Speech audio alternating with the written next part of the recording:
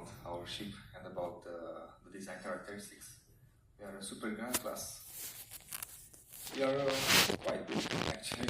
We are almost 1,000 feet long. The height is more than 200 feet, and the breadth, so basically the bridge is where is the bigger size of our vessel, breadth wise is 120 feet. So we had the maiden voyage in November 2008, so this means after everything was completed in the dock and after all the sea trials, this is when we had the first actual voyage for our vessel. It has a capacity of almost 3,500 guests and 1,200 crew. Very important, you need to know where you have your master stations. So I hope that everyone is by now fully... Sorry, this is my first time having this presentation.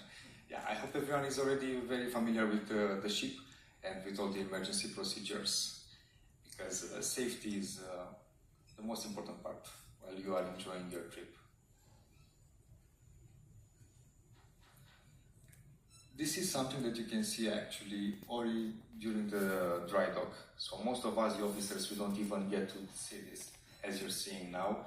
We can see the bow thrusters, stern thrusters. So these very huge engines, more than 5,000 kilowatts, or almost 7,000 and almost 9,000 horsepower, they're able to make our ship maneuver without the use of any tugs compared to different types of ships.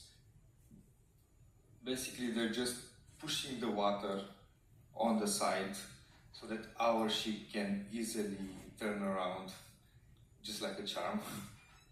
And for your comfort, you have these stabilizers. They're almost like huge wings, 7 meters. This is almost 20 feet long.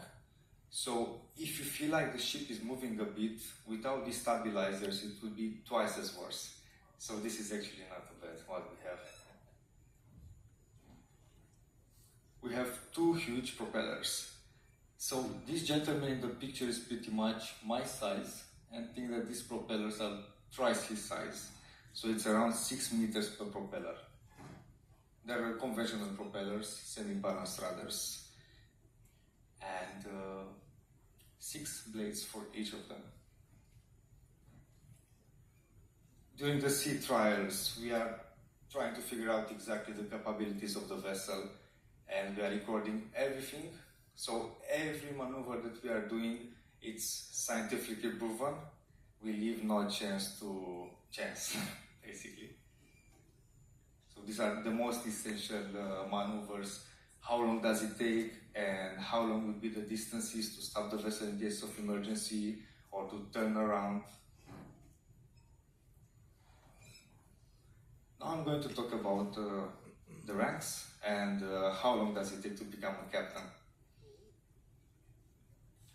So as you can see around, almost everyone has stripes, but they're different type of stripes. Each department has a different type of stripes. Actually, me being a bridge officer, you can see that we have this round eye, that's called the Eye of Elliot.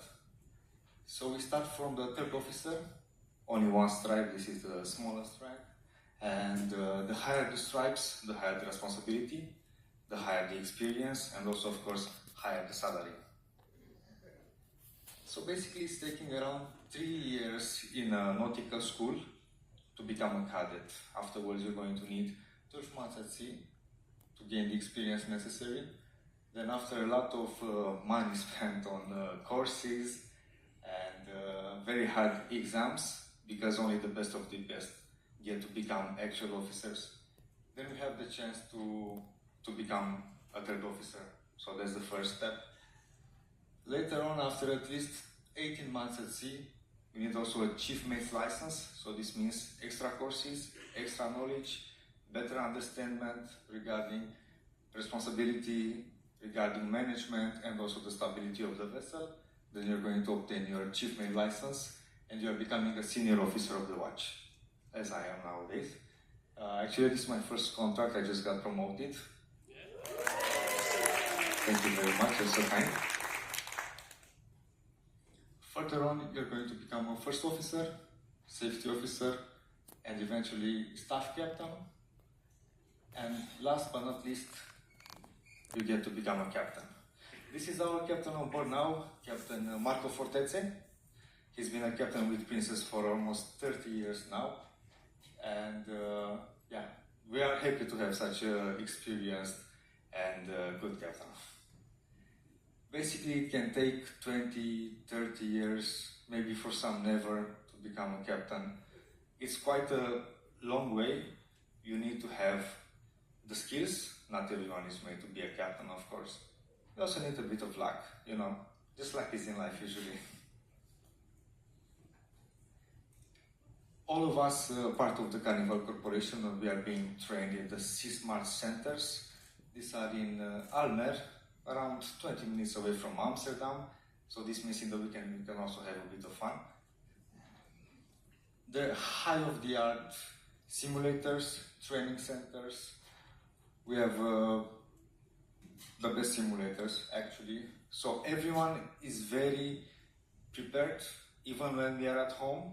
As per the company's policies, at least 2 weeks every 2 years, we have to attend the courses. So it doesn't matter your rank, we still keep on going, we still keep on learning. We are getting updated with the latest regulations, with the latest equipments. So all the officers working for the Carnival Corporation, they are very well updated. So we keep on continuously improving ourselves for your own safety and wellness on board. Basically, we have 4 watches. So continuously, since the vessel has the maiden voyage, the bridge is 24/7 manned. So we have the watch from midnight, actually from 12 to 4 a.m. and p.m. Next one is from 4 to 8, 8 to 12, and that's pretty much all. So we keep going like this continuously. We're going to have at least 2 officers and 2 lookout / helmsmen. So, what are we doing actually on the bridge? In normal operation, like we are now, we have only 2 officers on the bridge. As you can see, the 2 gentlemen in the front. And then you're going to have 1 helmsman and 1 lookout. So this means that at any moment, in case of emergency, we can have someone going behind the wheel. We're not always in autopilot, as you believe. And later on, when we are approaching the port, we are escalating our level. We go to yellow manning. So this means we have 1 more extra senior officer. And then in the end, when we have the final maneuvers, the fine touches, which are the most challenging parts of any voyage, then we have also the captain coming on the bridge, and we are escalating to red manning. So this means the captain has the charge. He's taking all the responsibility, deciding the maneuvers, and to make sure that we are safely leaving and entering every port. This is pretty much the layout of the bridge, as you saw also earlier. This is exactly a picture of our beach. It's quite neat, cannot lie to you. And this is how it's looking at night. To be able to properly see at night, we have to come on the watch around 15 minutes before, because we need to get our eyes adjusted. And then the 2 gentlemen, the lookouts, they are always in front of the radars, because otherwise they would have their view impeded by the lights. So us, the officers, we are going to keep on monitoring the radars, and they're going to tell us each and every small light they see. We're going to cross-check and to make sure that there is a danger or there is not a danger. We leave nothing to the chance. This is a view from the bridge wing. So when we are on the final steps of our mooring operations, we are going to shift our controls to the bridge wing to see exactly if the vessel is perfectly aligned and to see how are the lines actually going, because depending on the situation, we can always change the configuration of our lines to make sure that we are properly moored alongside. This is the view from a radar. So on the left side, all the green dots, they are an echo. How does the radar works actually? So you are sending a beam of signal, and whenever you're going to hit an object, because the radar is not sure if it's an object or something else, it can be a piece of ice, it can be a fishing boat, it can be a stone. Basically everything is going to produce a bounce, it's going to bounce back, and then by calculating the time, it's going to tell you exactly how far away is that object from you. And then later on, it's going to compute and is going to understand if that object is moving or not. And additionally, since actually just a few years ago, we have implemented the AIS, which means Automatic Notification System. So if you see this small triangle, basically this is an information sent from another vessel. And our system is going to receive this information, and we are going to know instantly about the vessel, the name, size, even destination. So this is a real help, especially because the radar has some limitations. This one is computing in a few seconds. The radar is computing the information in even 3 minutes. And also you can see behind the corners because it's a radio signal. Again, this is a picture with more detailed of the AIS. And this is just a small example of a collision avoidance to have a better understanding of the radar.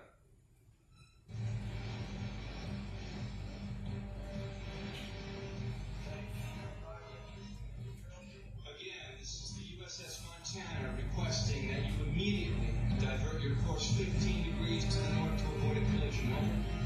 Please divert your course 15 degrees to the south to avoid a collision. This is Captain Hancock. You will divert your course. Over. Negative, Captain. I'm not moving anything. Change your course. Over. Sir, this is the USS Montana, the second largest vessel in the North Atlantic Fleet. You will change course 15 degrees north. I will be forced to take measures to ensure the safety of this ship. Over. This is the lighthouse, mate.